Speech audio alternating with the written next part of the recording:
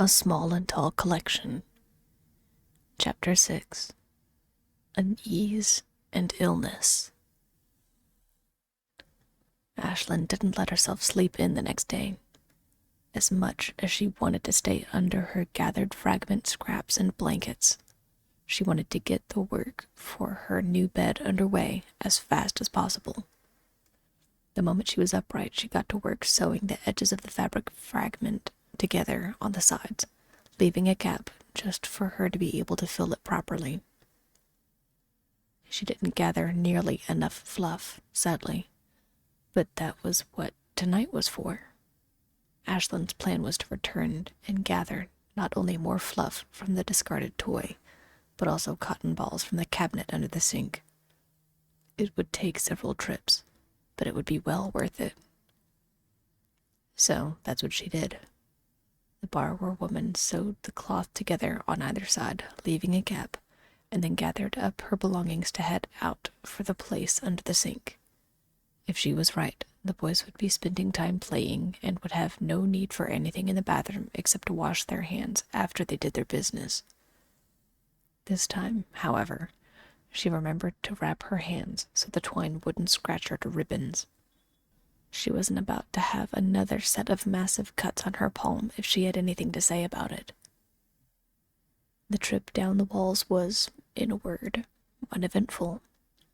She made her way down the twine line and into the bathroom cabinet in record time. Her backpack and side satchel were both stuffed to the brim with cotton balls by the end of her trip, and she was on her way back in a jiffy. It was on her way back as she passed by the familiar electrical cover leading down into the kitchen when she picked up a fragment of conversation that chilled her to the bone. "Where did you put it?" asked Ray. "What is it now?" Soren replied. "The little pocket thing and the tissue piece." The younger boy, Ray, said those petrifying words so casually that Ashlynn nearly missed her next step entirely. It was a pure miracle that she managed to catch herself on a bundle of wires as her head snapped to the place she could listen into the human world. With clumsy caution, Ashlynn crept up to the edge of her hiding place and listened harder to the words of her human roommates. "Oh, that? I tossed them. Why, did you need them?" asked Soren. "No, I was just wondering.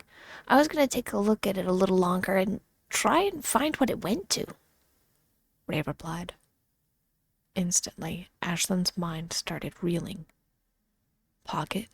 What pocket? What tissue piece? That couldn't be. Ashlynn's heart stopped as she scrambled to slide her backpack off of her back, mind swirling at a nauseating speed as she spotted that a sewn pocket she'd added that housed the piece of tissue she'd used the night before to stop her bleeding hand was gone. "No," she breathed, speaking aloud completely involuntarily. "No, no, no." She clasped her hand over her mouth and backed away from the hole.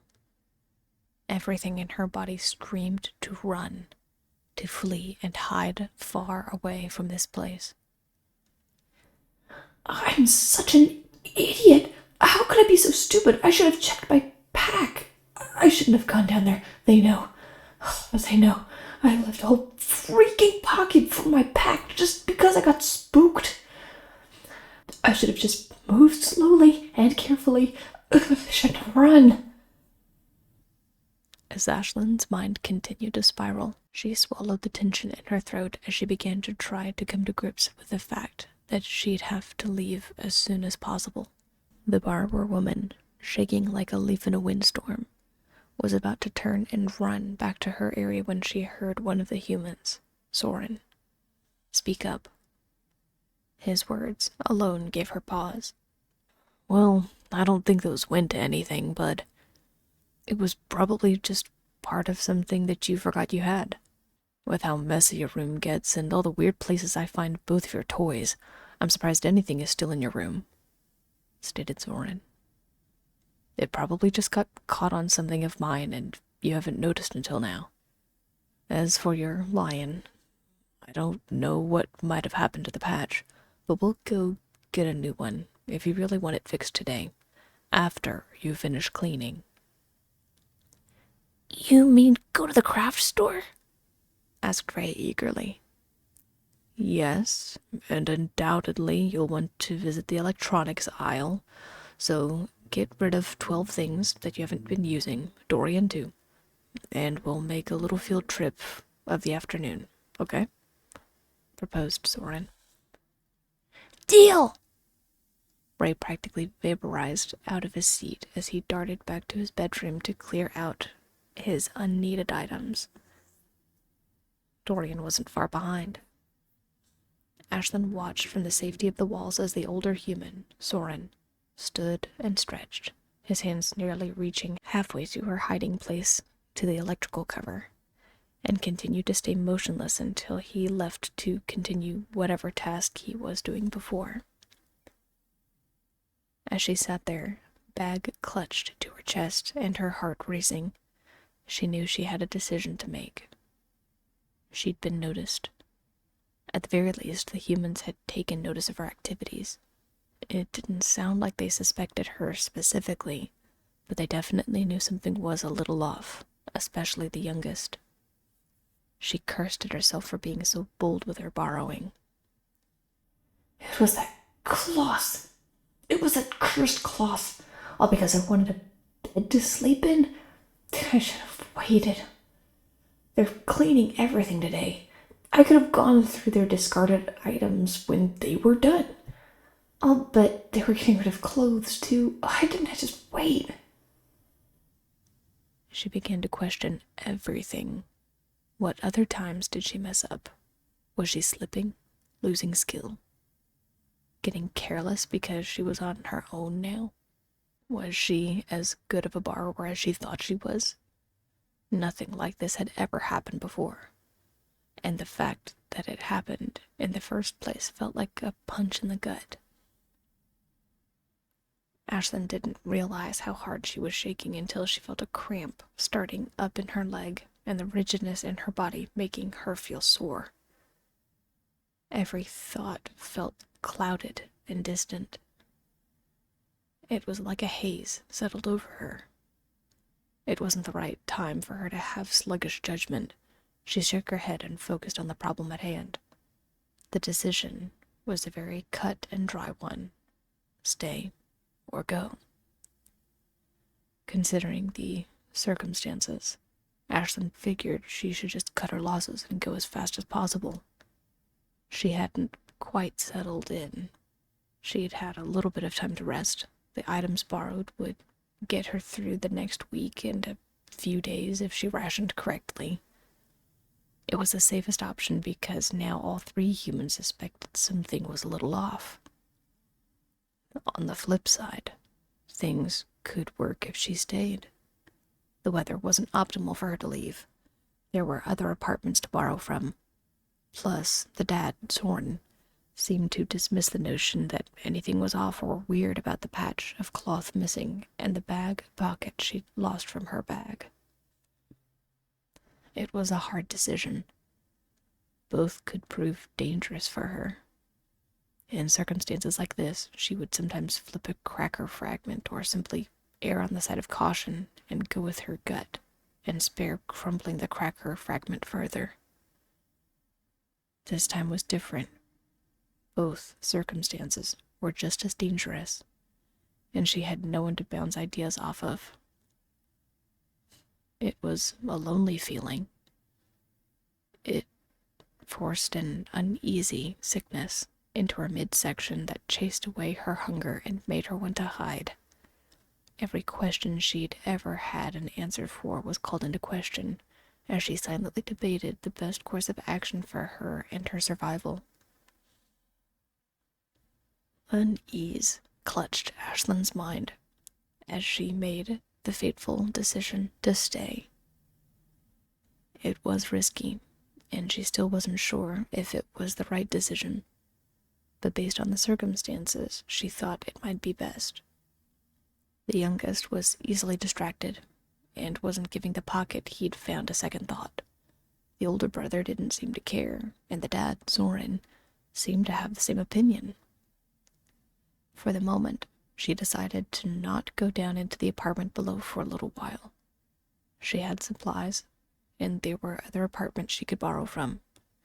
None of them were as optimal as the one with the human boys, but there was nothing she could currently do about that. It was a terrible waiting game, and Ashlynn was a reluctant participant. It was all she could do. 2 weeks. It had been an entire 2 weeks since the incident where Ashlynn had been noticed, or at least when something seemed off in the apartment to the humans who lived down below. Her borrowing missions had been infrequent and scarce because of the other apartments she decided to visit, and pickings were slim to say the least. Twice she'd had to tighten her belt, and she was eager to get back to the original apartment. The initial unease was obviously warranted, but now it was like nothing had happened. The dad, Soren, had fixed the one toy and never mentioned anything weird going on in the apartment again. The 2 boys also seemed to drop the issue, but the few times Ashlynn dared to linger by the light and observe the youngsters made her question whether or not Ray had actually dropped the issue entirely. It maybe was her imagination, but Ashlynn could have sworn that the gadgets and inventions that Ray was making functioned like traps and cages consisting of pressure plates and tripwires. The thought about getting caught by one of the youngest humans in the apartment complex was bone-chilling. But now little else could be done. She had to risk it. When she'd made her previous conviction about not going back down to see the trio of humans down below, she didn't take into account that the different families would be leaving for days on end, or inviting other humans over for elaborate dinners.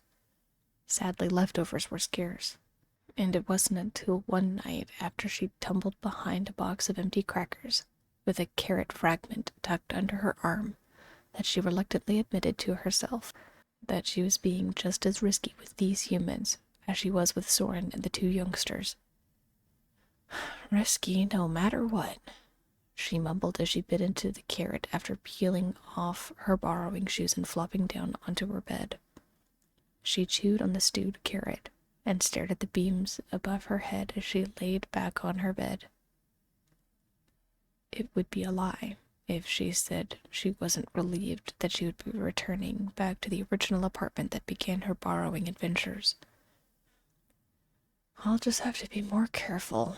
Aware, no mistakes."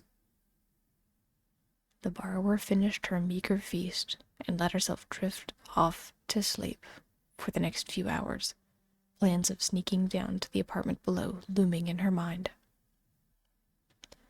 Ashlynn woke a few hours later out of sheer habit, and, knowing she had nothing but the simple carrot in her supply cabinet, forced herself up out of bed and donned her borrowing bag. The occupants of the apartment down below with the 3 boys would be asleep. The kitchen would be unguarded.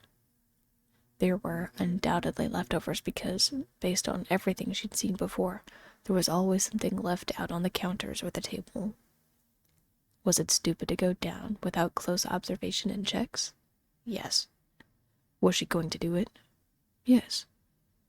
It was a necessary risk.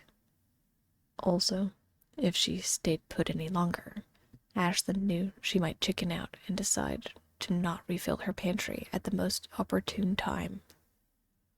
The lamp on her hip led the way through the dusky halls all the way back to the familiar secured line leading down into the kitchen. Ashlynn couldn't tell if it was nerves that was making her shake and sweat, or if her instincts were trying to ward her away from this place. But there was a distinct tremble to her hands as she grasped the line and gave it a tug. The shake was imperceptible, but Ashlynn still felt it as she slipped her gloves onto her hands. "Get yourself together, Ashlynn.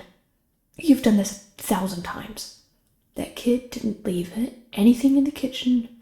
You're going to be fine. Get in, borrow what you can, get out. She threw herself into the darkness and slid down the line. The feeling of weightlessness overtook her as her stomach hit the top of her throat. Instinct took over as she grasped the line tightly, the friction slowing her down to a graceful stop as her feet touched down noiselessly onto the beam by the electrical cover. The borrower extinguished her hip lamp and tilted her ear toward the opening. 1 second, then 5. Nothing. No sound except for the hum of the refrigerator and the crack of the icebox. It was familiar and made her feel ever so slightly at ease. She didn't let it dull her senses, though. Hands tingling with anticipation, she leaned against the electrical cover and popped the familiar piece of plastic off of the wall.